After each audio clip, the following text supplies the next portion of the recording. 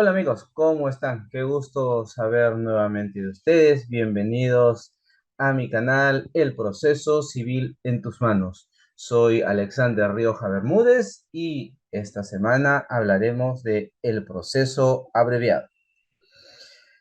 Desarrollaremos la base legal de esta vía procedimental, la definición, características, procedencia, cuando no procede, o qué improcedencias se pueden dar en esta vía, la competencia, las etapas del proceso, plazos, tema relativo a la apelación y finalmente la secuencia del proceso en la vía abreviada.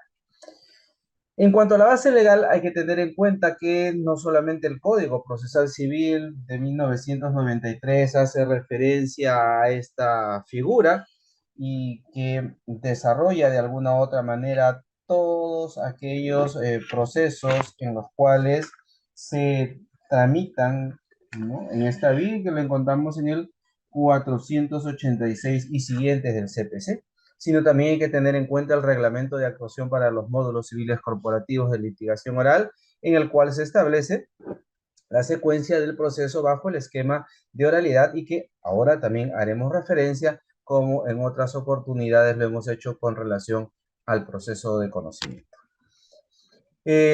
Precisar también que en este caso se debe entender al proceso abreviado como un proceso de carácter contencioso y que tiene una duración intermedia entre el proceso sumarísimo y el proceso de conocimiento, básicamente en cuestión a los plazos. Y hablaremos casualmente de ello en unos minutos. Entonces, esta es la razón de ser del proceso abreviado.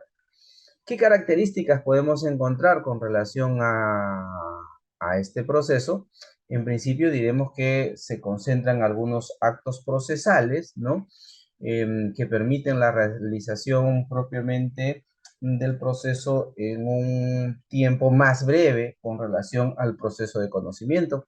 Recordarán ustedes cuando hablábamos de la vía del conocimiento, que era una vía más lata, más larga, que se desarrollaban actos procesales de manera independiente, a diferencia del abreviado donde se agrupan algunos de estos actos procesales, como por ejemplo la audiencia de saneamiento procesal y la de conciliación, ¿no?, que se realiza en un solo momento, así como la posibilidad de ofrecer medios probatorios también al momento de apelar la sentencia.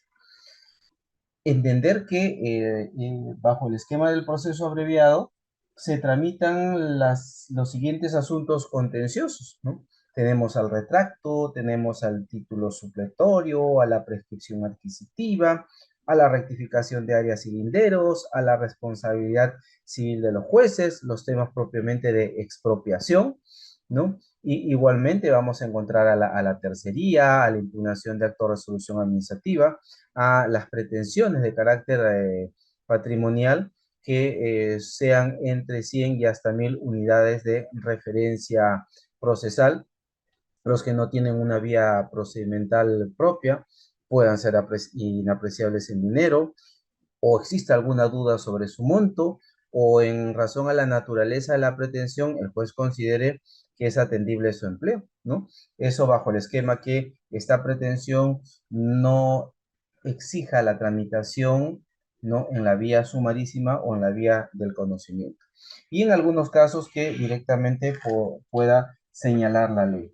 Recordemos, y en su oportunidad también lo hemos señalado para el caso del proceso de conocimiento, que en las disposiciones complementarias, disposiciones finales de nuestro Código Procesal Civil, la disposición cuarta hace referencia a qué pretensiones, ¿no?, se tramitan en el proceso abreviado, ¿no? Por ejemplo, la pretensión de pago de remuneraciones por servicios prestados como consecuencia del vínculo no laboral y las pretensiones también a la que se refieren el Código Civil, la Ley General de Sociedades, y pueden encontrar ahí de manera taxativa algunas pretensiones que se tramitan en esta vía procedimental. Entonces sería bueno revisar esta cuarta disposición final y transitoria de nuestro CPC.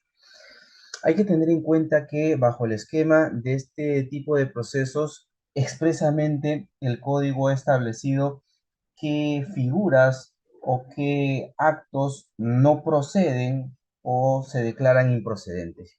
Y esto básicamente tiene que ver con la figura de la reconvención. Como ustedes saben muy bien, la reconvención es aquella figura por la cual el demandado en el mismo proceso judicial inicia una acción contra su demandante, ¿no? Esta es la figura de la reconvención.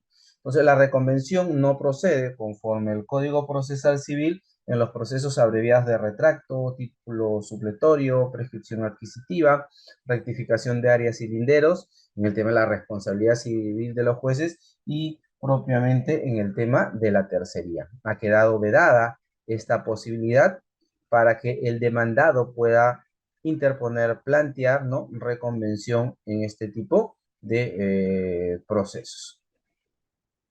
Luego, tener en cuenta quiénes son los jueces competentes para conocer este tipo de procesos, ¿no? En principio, en los procesos abreviados los conocen los jueces civiles, ¿no?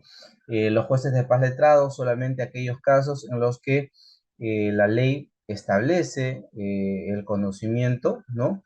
Y permite, ¿no?, que ellos puedan realizar este tipo de procesos. Hay que tener en cuenta que los juzgados de paz letrados son competentes cuando la cuantía de la pretensión es mayor de 100 y hasta 500 unidades de referencia procesal.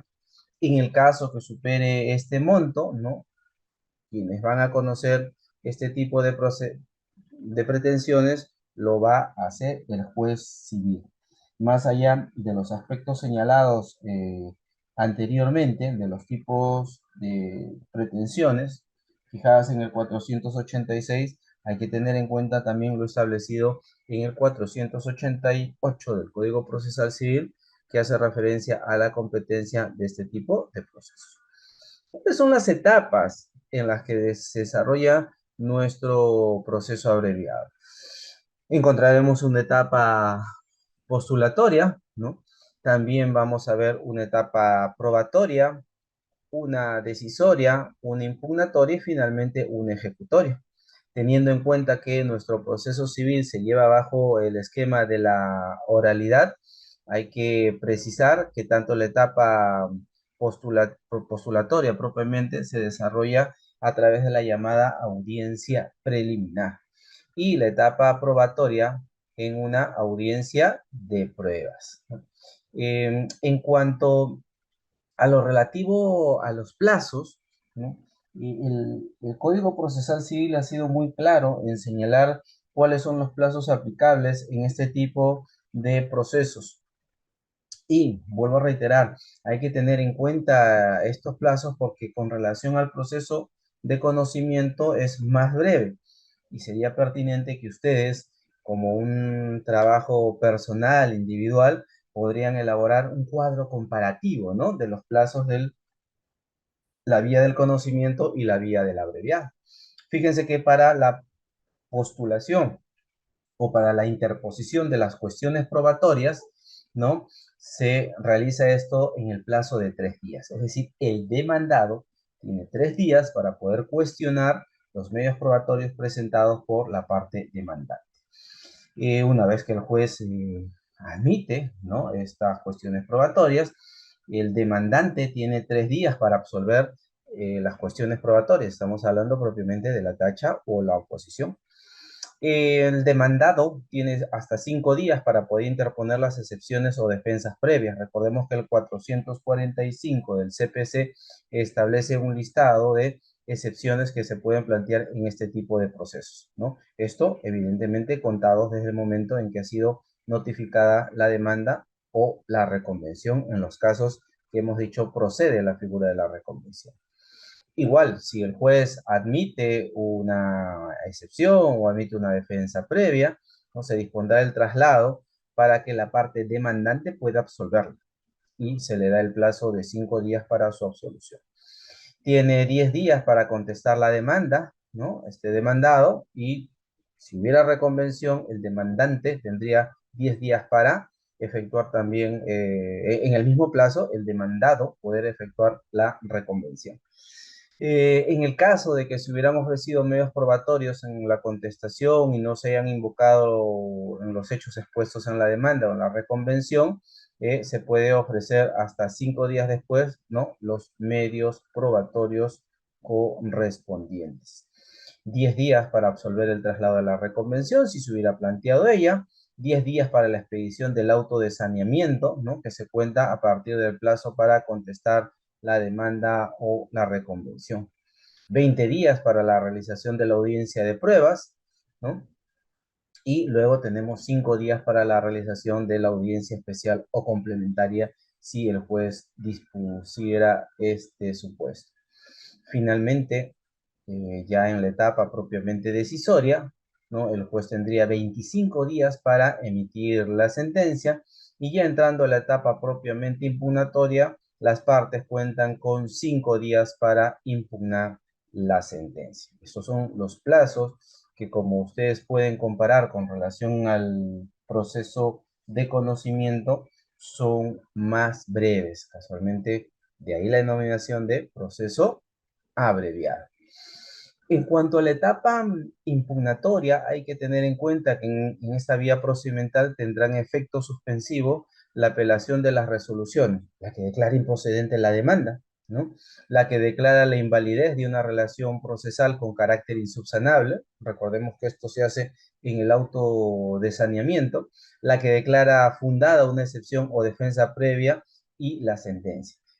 Entonces, en los casos de estas resoluciones, ¿no?, la que califica la demanda, la que sanea el proceso y la que resuelve una sentencia o resuelve una excepción, estas tienen la calidad de ser apelaciones con efecto suspensivo. De otro lado, además se puede conceder apelación sin efecto suspensivo y tendrá la calidad diferidas, ¿no?, salvo que el juez decida que su trámite sea inmediato mediante resolución debidamente motivada. Entonces, en los supuestos no establecidos en los casos anteriores se puede dar la apelación, pero esta sería sin efecto suspensivo y con la calidad de diferida. Hablemos ahora de la secuencia o la secuela del proceso, ¿no? Los actos procesales que se dan en esta vía del proceso abreviado, vuelvo a reiterar, teniendo en cuenta los plazos a los que hemos hecho referencia hace unos minutos.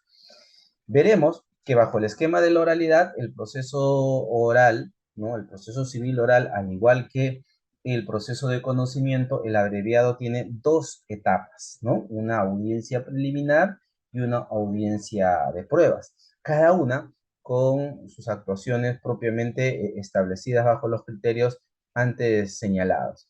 Entonces, tenemos que la audiencia preliminar, ustedes van a ver que se compone de las siguientes fases. Reitero, si ustedes abren su Código Procesal Civil, no van a encontrar muchas de estas actuaciones o esta secuencia. Por ello es importante recurrir a el reglamento de oralidad que habíamos mencionado al inicio de la presente exposición. Y en ella se hace referencia a que en la audiencia preliminar se inicia con los alegatos de apertura. Luego se procede a una invitación a las partes a que puedan conciliar. Con posterioridad, el juez realizará un saneamiento procesal, es decir, establecer la existencia o no de una relación jurídica procesal válida, momento en el cual el juez acá resuelve las excepciones o las defensas previas que se hubieran planteado en el proceso. La invitación a proponer puntos controvertidos. En este momento, el juez le da la oportunidad que las partes puedan ellas proponer, establecer cuáles serían los puntos controvertidos que tendrían que desarrollar posteriormente después en la sentencia. Con o sin su propuesta, ya el juez procederá a fijar los puntos controvertidos. Luego de ello, se procederá a un saneamiento probatorio, en el cual, en principio, el juez admitiría aquellos medios probatorios en función a lo que se ha establecido como puntos controvertidos. ¿Qué es lo que voy a resolver?, dice el juez. Y en base a qué medios probatorios, este es el momento en el que el juez sanea los medios probatorios al proceso. Pero también, en caso que las partes hubieran presentado cuestiones probatorias, es decir, la tacha y la oposición, será el momento crucial en el cual el juez resuelva las cuestiones probatorias planteadas por las partes. Bajo este esquema, el juez tendría que convocar a una audiencia de pruebas, ¿no? Si es que hubieran pruebas de actuación. En el caso que no hubieran pruebas de actuación, se dispondrá básicamente el juzgamiento anticipado del proceso. La siguiente fase, la siguiente etapa es propiamente la audiencia de pruebas, ¿no? Y esta audiencia de pruebas, en la cual, reitero, se llevaría a cabo en función a que se han admitido medios probatorios de actuación, una declaración de parte, una declaración de testigo, una inspección o una pericia, ¿no? El juez inicia con el saneamiento probatorio que habíamos señalado hace unos minutos y procede a la actuación probatoria. En esta actuación probatoria desarrollará todos estos medios probatorios a los que hicimos referencia hace unos minutos. Concluida la actuación probatoria, ¿no? Vamos a ver que corresponde que los abogados puedan efectuar sus alegatos de clausura, ¿no? En el cual harán referencia a la teoría del caso que cada parte planteó en el proceso judicial. Y finalmente, el juez dispondrá, como ya hemos visto, según los plazos procesales que establece el Código Procesal Civil, el juez dispone que los autos queden en el despacho para sentenciar, que, según norma, serían 25 días. Entonces, podemos ya ir concluyendo que nuestro proceso abreviado, al pasar por las 5 etapas que hacíamos referencia, en la etapa postulatoria se da inicio con una demanda. Presentada la demanda ante el órgano jurisdiccional, este procede a su calificación, ¿no? Dentro de la potestad que tiene el juez de calificar la demanda, este puede declararla improcedente, ¿no? En su calificación puede determinar también que ésta sea inadmisible, es decir, que haya advertido alguna deficiencia que puede ser subsanable y por lo tanto le da un plazo para que la parte lo subsane, ¿no? En el caso esta sea subsanada, ¿no? El juez dispondrá la admisión de la misma, ¿no? Entonces, en la calificación de la demanda, el juez puede declararla improcedente, inadmisible que subsane, o podría, si cumple todos los requisitos, disponer su admisión. En el caso de que no sea subsanada, ¿no? La observación que haya realizado el juez, dispondrá el rechazo y el archivo del proceso hasta el momento en que se ha llevado a cabo. Admitida, ¿no? La demanda, dentro de la etapa postulatoria del proceso, se dispone el traslado. El juez va a disponer el traslado a la parte demandada. Entonces, el demandado, una vez tomado conocimiento, puede efectuar actos de defensa, propiamente la contestación de la demanda. Además, podrá presentar excepciones, defensas previas, ¿no? Puede presentar también cuestiones probatorias, la tacha de la oposición, ¿no? Y entonces, puede efectuar la reconvención en los casos que corresponda, como habíamos señalado anteriormente. En caso de las cuestiones probatorias, en el caso de las excepciones, el juez calificará, ¿no? El cumplimiento de los plazos o los requisitos que establece la norma procesal para estos supuestos.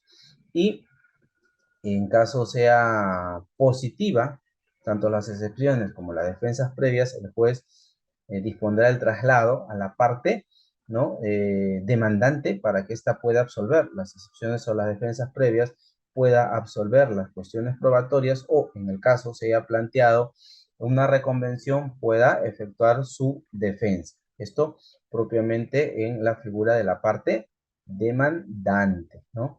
Igual, en estos casos también, como cualquier acto procesal que se realiza al interior del proceso, se va a proceder a una calificación de la misma. Luego de estos previos actos postulatorios, se dará inicio a la audiencia preliminar. Esta audiencia preliminar, más allá de contar, como habíamos señalado, con la invitación a conciliar, con un saneamiento procesal, con una fijación de puntos controvertidos, va a dar inicio propiamente con los alegatos de apertura, ¿no? En donde las partes, tanto demandante como demandada, van a oralizar sus actos postulatorios, tanto la demanda como la contestación. Seguidamente, ya pasamos a una audiencia de pruebas, entrando a la etapa probatoria y decisoria, ¿no? Donde se realiza el saneamiento probatorio, así se inicia una audiencia de pruebas, ¿no? Donde se resuelven, hemos señalado, las cuestiones probatorias, o donde el juez admite los medios probatorios en función a los puntos controvertidos fijados anteriormente. Se procede o se lleva a cabo la audiencia de pruebas siempre y cuando exista pruebas de actuación, vuelvo a reiterar, una declaración de parte, una declaración de testigos, una inspección o una pericia.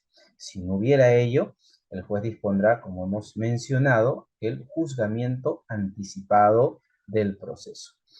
Luego de ello podrán informar oralmente las partes, que se conoce bajo el esquema de la oralidad, bajo nuestro esquema de nuestro reglamento de oralidad, los llamados alegatos de clausura. Y luego el juez podría en ese acto emitir la sentencia o reservarse para realizarlo en un plazo de 25 días, como habíamos señalado. Y ya pasando a la etapa propiamente impugnatoria, ¿no? Las partes, algunos de los sujetos procesales que se sienta afectado porque considere que hay un vicio o un error en la sentencia, podrá interponer el recurso de apelación contra esta decisión, ¿no? En el plazo de 5 días, como habíamos señalado, y esta apelación tendrá el carácter, ¿no? O el efecto suspensivo. Es decir, el juez ya no podrá continuar realizando ningún acto al interior del proceso, por lo que se remite los actuados al superior para que éste pueda resolver. Hasta aquí todo lo relativo al proceso abreviado. Espero que se sigan suscribiendo, que sigan viendo nuestro contenido, que propongan algún tema que ustedes consideren sea necesario para seguir teniendo el proceso civil en tus manos. Muchas gracias. Mi nombre es Alexander Rioja y gustoso en poder compartir con ustedes nuestros conocimientos en esta hermosa y fascinante rama del derecho que es el derecho procesal civil. Muchas gracias. Nos vemos. Cuídense, chicos.